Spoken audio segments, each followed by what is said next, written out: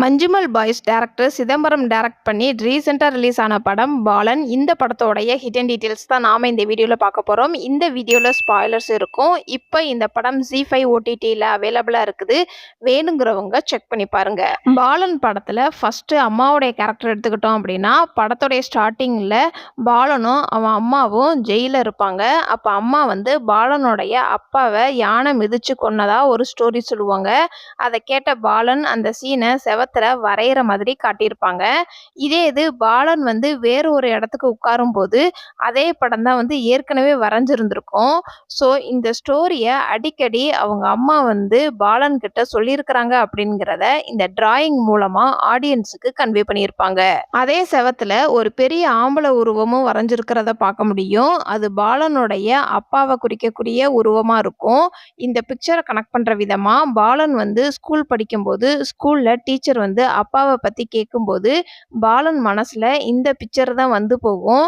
அதே மாதிரி ஒரு ப்ரொஃபஷனலா அம்மாவுடைய பேர் என்ன, உன் வீடு எங்க இருக்குது அப்படின்னு கேட்கும்போது அம்மாவுடைய பேரு பல பேர் ஞாபகத்துக்கு போகும். ஸோ இப்போ கரண்ட்ல இருக்கிற என்ன பேருங்கிறது ஞாபகத்துக்கு இல்லாம இருக்கும். அதே மாதிரி வீடு எங்கன்னு கேட்கும்போது ஃபர்ஸ்ட் ஜெயில தான் நினைச்சு பார்க்குற மாதிரி காட்டியிருப்பாங்க. ஏன்னா பாலன் பிறந்ததுல இருந்தே ஜெயில இருக்கிற மாதிரி தான் காட்டுவாங்க. ஸோ அவனுக்கு டக்குன்னு வீடு அப்படின்னு சொல்லும்போது ஜெயில் தான் ஞாபகம் வரும். ஸ்கூலில் பெல் அடிக்கிற சவுண்டுமே ஜெயிலில் பெல் அடிக்கிற சவுண்டை தான் பாலனுக்கு ஞாபகப்படுத்தும். ஸோ ப்ரொஃபஷ்னலாக ஸ்கூலில் கேட்கும்போது என்ன சொல்கிறதுனே தெரியாமல் இருக்கிறான் அப்படிங்கிறத அவ்வளோ அழகாக காட்டியிருப்பாங்க. அதே மாதிரி பாலன் தன்னோட அப்பாவை மனசில் கற்பனை பண்ணி ஒரு டிராயிங் வரைஞ்சி வச்சுருப்பான். அந்த டிராயிங்கில் அப்பாவுடைய கேரக்டருக்கு தாடி இருக்கும். இதே இது செகண்ட் ஹாஃபில் வரப்போகிற அந்த வளர்ப்பு அப்பாவுடைய கேரக்டர் முன்னாடியே ஹிண்ட் கொடுத்துருப்பாங்க. உண்மையிலேயே பாலனுடைய அப்பா அவர் கிடையாது. ஆனால் பாலனுக்கு வளர்ப்பு அப்பாவா வர்ற தோற்றம் தான் பாலனை கற்பனை பண்ணி வரைஞ்சி வச்சிருக்கிற அந்த உருவத்தோட ஒத்து போகிற மாதிரி காட்டியிருப்பாங்க. ஸோ இப்படி தான் பாலனுக்கு ஒரு வளர்ப்பு அப்பா வரப்போறாரு அப்படிங்கிற விஷயத்த டைரக்டர் முன்கூட்டியே ஒரு விஷுவலா இந்த டிராயிங் மூலமா ஆடியன்ஸுக்கு சொல்லியிருப்பாரு. அதே மாதிரி அம்மா கதை சொல்லும்போது முதல்ல லாரியில் போனோம்னு சொல்லுவாங்க. உடனே பாலன் லாரியா அப்படின்னு கேட்பான். அதுக்கு அம்மா இல்லை நீல கலர் பஸ்ஸுன்னு மாற்றிருப்பாங்க.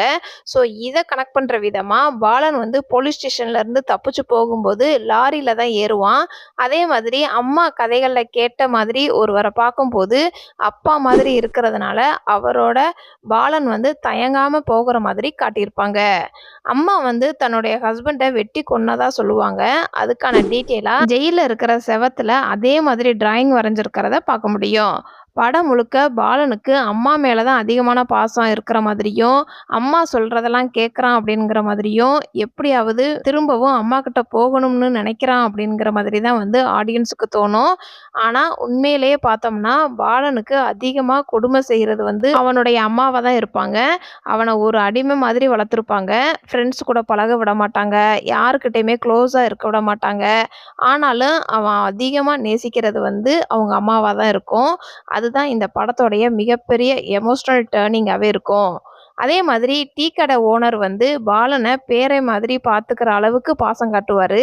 அந்த உறவு கூட வேண்டாம் அப்படின்னு சொல்லி தடுக்கிற மாதிரி அந்த ஹோட்டல்ல இருந்து கூட்டிட்டு வர மாதிரி காட்டியிருப்பாங்க. பாலன் ஸ்கூலுக்கு போக விடாம இவங்க தான் இடையிலே தடுத்திருப்பாங்க. தன்னுடைய விருப்பப்படி மட்டுமே அவனை வளர்க்குற மாதிரி காட்டுவாங்க. பாலனை உண்மையிலே ஒரு அடிமை போல நடத்துறது அவங்க அம்மாவாக தான் இருப்பாங்க.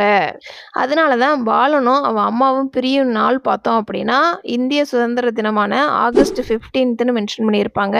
எப்படி இந்தியா ஆங்கிலேயர்களிடமிருந்து அடிமைத்தனத்திலிருந்து விடுதலை பெற்றதோ அதே மாதிரி பாலனும் தன்னை அடிமை போல வச்சிருக்கிற அம்மா கிட்ட இருந்து விடுதலை பெறும் நாளாக காட்டியிருப்பாங்க. பாலன் கொண்டுட்டு வந்த ப்ராஜெக்டை பார்த்து டீச்சர்ஸ் பாராட்டுவாங்க. அதை தொடர்ந்து எல்லாருமே பாலனுக்காக கிளாப்பும் பண்ணுவாங்க. இதை கனெக்ட் பண்ற விதமா பாலனுக்கு கிடைச்ச அந்த சுதந்திரத்துக்காக தான் இந்த விடுதலை எல்லாருமே கொண்டாடுறாங்க அப்படிங்கிறத ஆடியன்ஸுக்கு சிம்பாலிக்கா மென்ஷன் பண்ணியிருப்பாங்க. அதே நாள் தான் பாலனுக்கு ஃபர்ஸ்ட் ஒரு ஃப்ரெண்டு கிடைக்கிறதையும் வந்து அவ்வளோ அழகா மென்ஷன் பண்ணியிருப்பாங்க. பாலனுடைய அம்மா வந்து ஒரு மோசமான கேரக்டர் அப்படிங்கிறது படத்தோடைய ஆரம்பத்துல இருந்தே காமிச்சுக்கிட்டே இருப்பாங்க. ஜெயில இருந்து வெளியில வரும்போது ஜெயில் சூப்பரண்டன்ட் வந்து அவங்களுக்கு நிறைய பணம் கொடுத்துருப்பாங்க. ஆனா வெளியில வந்ததுக்கு அப்புறம் ஒரு ஹோட்டல்ல சாப்பிட்டுட்டு இருக்கும்போது என்கிட்ட பணம் இல்லை அப்படின்னு பொய் சொல்லியிருப்பாங்க. அங்கேயுமே வேலை வாங்கலாம் அப்படின்னு ட்ரை பண்ணுவாங்க. ஸோ இங்கே பாலனுடைய அம்மா கேரக்டர் வந்து ஒரு பொய் பேசுகிற கேரக்டர் அப்படிங்கிறத ஆடியன்ஸுக்கு கன்வே பண்ணியிருப்பாங்க. அதே மாதிரி ஒரு ஹோட்டல்ல பாலனும் அவங்க அம்மாவும் சாப்பிட்டுக்கிட்டு இருப்பாங்க. சாப்பிட்டுட்டு பணம் இல்ல அப்படின்னு சொல்லியிருப்பாங்க. அப்ப அந்த ஹோட்டல் கடைக்காரர் வந்து பணம் இல்லன்னா ஏன் இவ்வளவு சாப்பிட்டீங்க அப்படின்னு கேட்கும்போது, பசி அப்படின்னு சொல்லி கொஞ்சம் அனுதாபம் தேடுற மாதிரி காட்டியிருப்பாங்க. அப்ப அம்மாவை விட்டு கொஞ்சம் தள்ளி தான் வந்து பாலன் நிக்கிற மாதிரி காமிச்சிருப்பாங்க. அதுக்கப்புறம் கடைக்காரர் முன்னாடி பாலனை காட்டுற மாதிரி நிப்பாங்க. ஸோ இது மூலமா குழந்தைய பார்த்து பரிதாபப்பட்டு கடைக்காரர் வந்து பணம் வேண்டாம் போயிடுங்கன்னு சொல்லியிருப்பாரு. இங்கேயுமே மகனை வந்து அனுதாபத்துக்காண்டி ஒரு கருவியா பாலனை யூஸ் பண்ணுவாங்க. ஸோ இந்த மாதிரி எல்லா விஷயத்தையும் வச்சு சேர்த்து பார்க்கும்போது பாலனுடைய அம்மா வந்து ஒரு நெகட்டிவ் கேரக்டர் அப்படிங்கிறத கன்வே பண்ணியிருப்பாங்க. தன் மகனை வந்து ஒரு அடிமை போல நடத்துகிறான், எப்போதுமே வந்து பொய் பேசுகிறா, தன்னுடைய தேவைக்காக மகனை வந்து பயன்படுத்திக்கிறா அப்படிங்கிற மாதிரி தான் வந்து படம் ஃபுல்லாகவே ஆடியன்ஸுக்கு காட்டியிருப்பாங்க. இந்த படத்தில் மகனை ஒரு அடிமை போல நடத்துகிற ஒரு பொண்ணாக தான் வந்து பாலனுடைய அம்மா கேரக்டர் டிசைன் பண்ணியிருப்பாங்க. எப்போதும் பொய் சொல்லும் கேரக்டராக இருக்கும். அதனால தான் ஜெயிலுக்கு போனதுக்கு காரணம் வந்து என்ன சொல்லியிருப்பாங்க அப்படின்னா, ஒருவன் தன்னை வந்து லவ் பண்ணி ஏமாத்தின மாதிரியும் அதனால அவனை கொன்ன மாதிரியும் ஒரு கதை சொல்லியிருப்பாங்க. ஸோ பாலன்கிட்ட இந்த ஸ்டோரி வந்து சொல்லும்போது கூட இது உண்மையா கூட இருக்கலாம், இல்லைன்னா பொய்யா கூட இருக்கலாம். அதே மாதிரி பாலனுடைய அம்மா வந்து அந்த டீ கடையில வேலை செய்யும்போது ஒரு நியூஸ் பேப்பர்ல படிக்கிற மாதிரி காட்டியிருப்பாங்க. அதுக்கப்புறம் ஆலப்புழாவில் இருக்கிற ஒரு இடத்துக்கு போகும்போது அங்க இருக்கிற ஒரு சிஸ்டர்கிட்ட வந்து அதே நியூஸ் பேப்பரை காட்டி வேலைக்கு சேர மாதிரி காமிச்சிருப்பாங்க. இது மூலமா இப்ப எந்த பிரச்சனையும் இல்லைனாலும் ஏதாவது பிரச்சனை வந்துச்சு அப்படின்னா அடுத்ததா எங்க வேலைக்கு போகலாம் அப்படின்னு பாலன் கிட்ட அம்மா முன்கூட்டியே பிளான் பண்ணி வைக்கிற மாதிரி காமிச்சிருப்பாங்க. பாலனுடைய பேரையும் பாலனுடைய அம்மா பேரையும் இந்த படத்துல அடிக்கடி வேற வேற பேரா வச்சிருப்பாங்க. அப்ப பாலனுடைய உண்மையான பேர் என்னவா இருக்கும் அப்படிங்கிறதுக்காண்டி டீட்டெயிலா இந்த ஒரு சீன்ல மட்டும் படகுல டிராவல் பண்ணி போகும்போது பாலன் வந்து இப்ப என்னுடைய பேர் என்னம்மா அப்படின்னு கேட்பான். அப்ப காதுல தான் வந்து அந்த பேரை சொல்ற மாதிரி காமிச்சிருப்பாங்க. சப்டைட்டில்ல ஆதிசேஷன் நேம் வந்திருக்கும். ஸோ இதுதான் வந்து இவனுடைய இந்த படத்துல வர உண்மையான நேமா காமிச்சிருப்பாங்க. பாலனும் அவனுடைய அம்மாவும் ஒரு பொண்ணு வீட்டில் ஸ்டே பண்ணுவாங்க. அவங்களுடைய மகன் வந்து வாசுதேவன் வந்து ஸ்கூல் முடிச்சு ஆட்டோவில் வீட்டுக்கு வரும்போது ஆக்சிடெண்ட்டில் இறந்து போயிட்டாங்கன்னு சொல்லியிருப்பாங்க. அதுக்கான டீட்டெயிலாக பாலனும் அவனோட அம்மாவும் பஸ் ஸ்டாண்டில் உட்காந்துருக்கும் போது அங்கே இருக்கிற டிவியில் ஒரு ஆட்டோ ஆக்சிடென்ட் நியூஸ் வந்து டெலிகாஸ்ட் ஆகிட்டு இருக்கிறத பார்க்க முடியும். ஸோ வாசுதேவனுடைய டெத் நியூஸை தான் வந்து இங்கே டிவியில் ஓடிக்கிட்டு இருக்கிறத கன்வே பண்ணியிருப்பாங்க. இந்த சீனில் பஸ் ஸ்டாண்டில் ஒரு மனநல பாதிக்கப்பட்ட ஒரு பொண்ணை வந்து மீட் பண்ணுவாங்க. அப்போ அவங்க கையில் ஒரு நர்ஸுக்கான ஐடி கார்டு இருக்கும். அந்த ஐடி கார்டு பாலனுடைய அம்மா கிட்ட கிடைக்கும் போது அவங்க கொஞ்சம் சந்தோஷப்படுறாங்க அப்படிங்கிறதுக்காண்டி டீட்டெயிலாக அவங்க மேலே ஒரு பஸ்ஸோடைய லைட்டு படுற மாதிரி காமிச்சிருப்பாங்க. அதே மாதிரி இந்த ஐடி கார்டு மூலமாக தான் இவங்க கிளைமேக்ஸ்லையுமே தப்பிச்சிருவாங்க அப்படிங்கிறதுக்காண்டி ரெஃபரன்ஸாக கூட இந்த லைட் எஃபெக்ட் மூலமாக ஆடியன்ஸுக்கு சிம்பாலிக்காக ஆரம்பத்திலே கன்வே பண்ணியிருப்பாங்க. பாலனும் பாலனுடைய அம்மாவும் ஒரு பாட்டி வீட்டுக்கு வந்திருப்பாங்க. அப்போ கதவை திறந்துட்டு உள்ளக்க வரும்போது கூட அந்த பாட்டி வந்து தூங்கிக்கிட்டே இருக்கிற மாதிரி காட்டுவாங்க.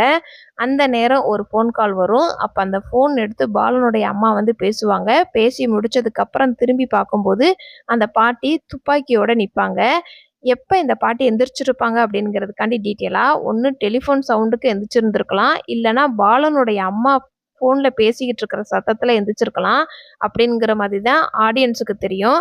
இதை கனெக்ட் பண்ணுற விதமாக செகண்ட் ஹாஃபில் ஒரு சின்ன பையன் தூரத்தில் இருக்கிற மரத்து மேலே ஏறுற சவுண்டுலையே அந்த பாட்டி வந்து எந்திரிச்சு கன் எடுத்து ஷூட் பண்ணுவாங்க.